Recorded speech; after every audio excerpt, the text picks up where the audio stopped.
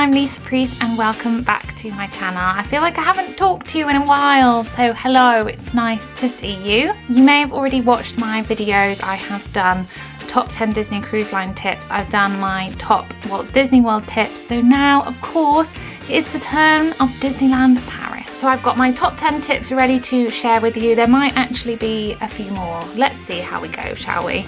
But I hope you learn a lot and get lots of ideas for your Disneyland Paris trip if you have one coming up soon. So let's go. So my first tip, which I really struggled with before I went to Disneyland Paris for the first time, is to not freak out if you don't feel like you're doing any planning. Because coming from a background of having Disney World trips, Disney Cruise Line trips, you have to plan, you have to book activities, you have to book restaurants, you have to book fast passes, you know, all these sorts of things. Disneyland Paris, it's the old fast pass system, so you don't have to book them. Dining, if you want dining, you can book it like a month in advance.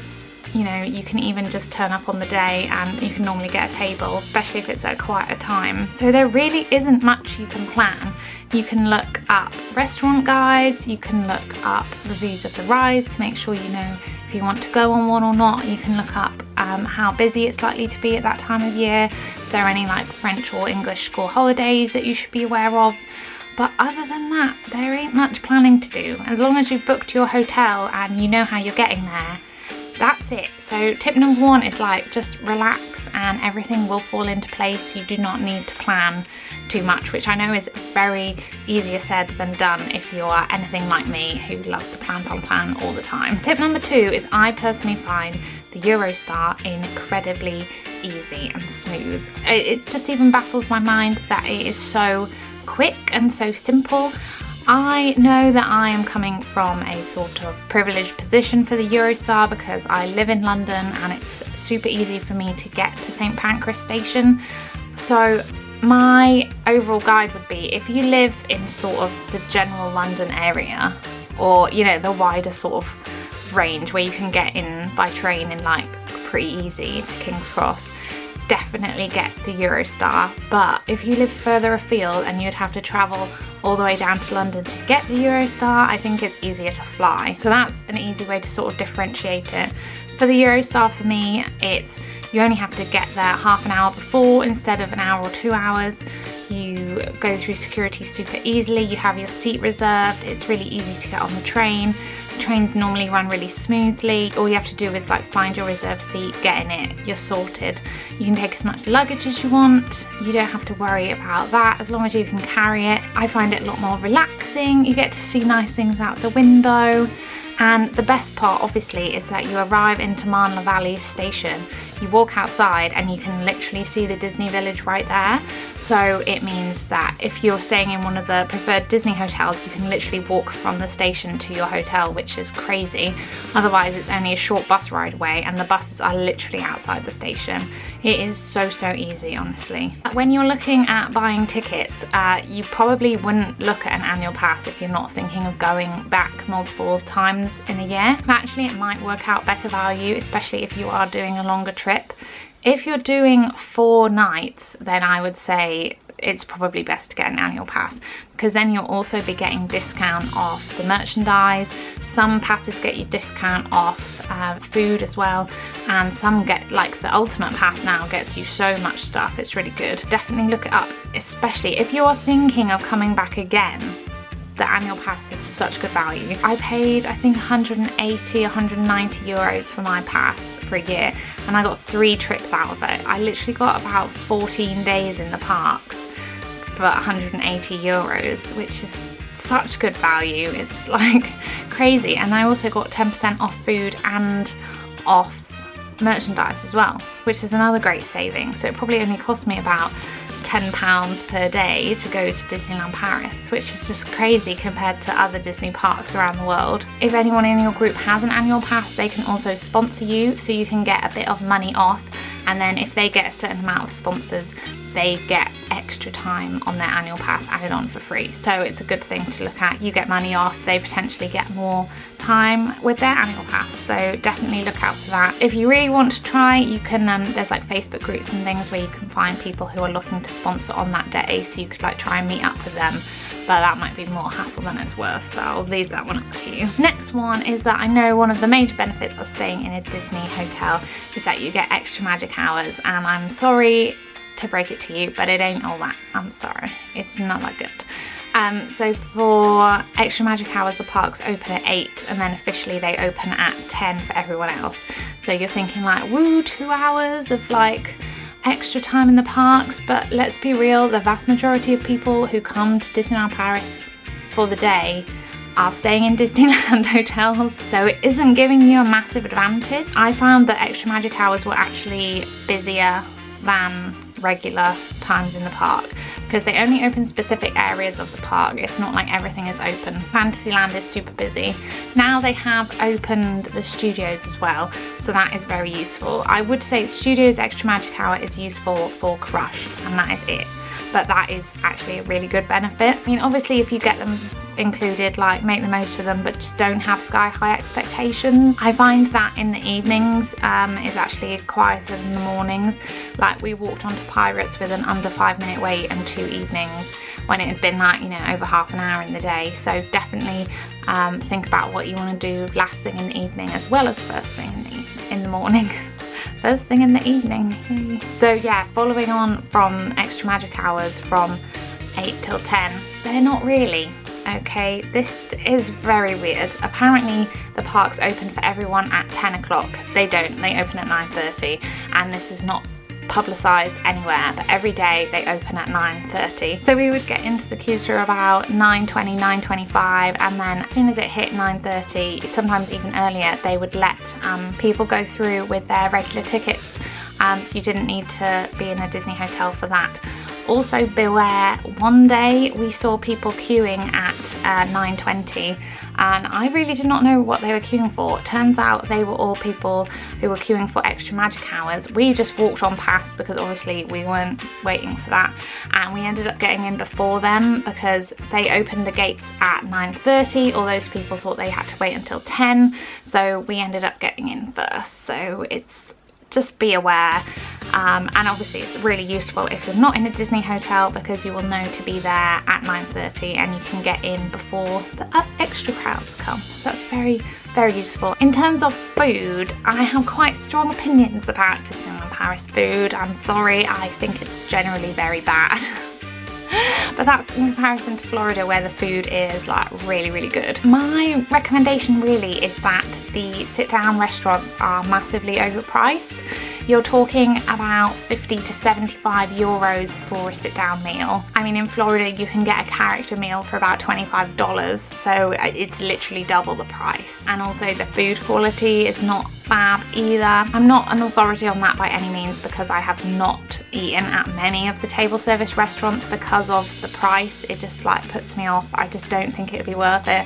The table service restaurants I have eaten at, I'm like, oh, well, I could have got similar quality food for like a quarter of the price somewhere else. My number one recommendation that I absolutely love, it's so gorgeous, is Vapiano, I don't know if that's how you say it, but that's how it's spelled. It's actually just outside the security gates on the like right hand side of the Disney Village as you're coming out of the parks, right by Five Guys as well, which is also great. These are literally, in my opinion, the two best places for food in the whole of Disneyland Paris. But their pasta there is so good. It's all homemade, totally gorgeous, and there is one in London, so I'm going to try and like scope it out somewhere so I can get more of that pasta because honestly it's heavenly. I would eat there every day if I could. I'm not even kidding. It's basically, if you want to make a couple of table service reservations, I would recommend, you know, no more than 2 per holiday, otherwise your bill is going to be getting pretty steep. The next tip is for the rides that normally have the longest queues, so you know where to go first thing in the morning. The number one ride in the Studios Park by an absolute mile is Crush's Coaster, and that is with good reason because it is such a good ride. Definitely one of the best that there are in Disneyland Paris. In the day, it very, very rarely gets to under a 60-minute wait, so it is worth going to there first. If you're not staying in a Disneyland hotel, if you don't have a extra magic hour, then you will find that as soon as you come in the park, it is already at 60-minute wait, so you don't necessarily have to go there first thing, but just know that you will have to queue. They don't have fast passes. I mean, if they did have fast passes, the queues would probably end up being even longer because then people are skipping the queue, so yeah, you're just gonna have to wait, but trust me, it is worth it, definitely. The longest wait in the Disneyland park tends to vary. I would say in general it's probably Big Thunder Mountain is, again, normally about a 60-minute wait. So definitely fast pass that if you can, and that's my favourite one to rope drop in the mornings as well. Other ones that are really long, of course, Peter Pan is always very long. The good thing about rope dropping Big Thunder Mountain though is that it's not in extra magic hours, so everyone is on an equal playing field to get to the front of that queue, and it is a fun one to rope drop as well. Next tip is that if you are buying merch, which I'm guessing you will be, you need to commemorate your holiday somehow, check the labels, because sometimes the prices will be in euros and pounds as well, and if you see pounds on it, it means that you can buy it in the UK, and generally you'll be able to save, it's hard to say really, probably like 10 to 20% you'll be able to save by buying it in the UK, just because of how our exchange rates are.